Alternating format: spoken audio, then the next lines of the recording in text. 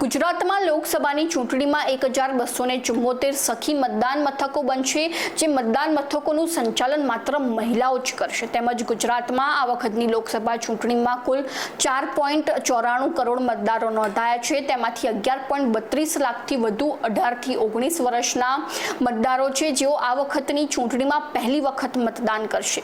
નમસ્કાર, ગુજરાત જો ટીવીની સાથે હું છું મેક્ષુ ઠક્કર.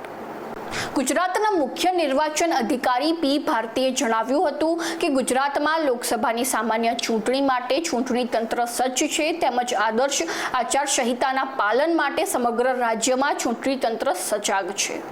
તેમજ તેમણે વધુમાં જણાવ્યું હતું કે મતદાર યાદી, ઈવીએમ અને મતદાન મથકોનું સંપૂર્ણ આયોજન થઈ ગયું છે અને આ ચૂંટણી પ્રક્રિયામાં મહિલાઓની ભાગીદારી સુનિશ્ચિત કરવા માટે ગુજરાતના દરેક વિધાનસભા મત વિસ્તારમાં ઓછામાં ઓછા 7 મતદાન મથકો મહિલા સંચાલિત હશે અને આ મથકોમાં પ્રિસાઇડિંગ ઓફિસર તેમજ પોલિંગ ઓફિસર સહિત માત્ર મહિલા અધિકારીઓ જ ફરજ બજાવશે. તો આવી જ અવનવી માહિતીને જાણવા માટે ફોલો કરો જો ટીવી મેક્ષુ ઠક્કર.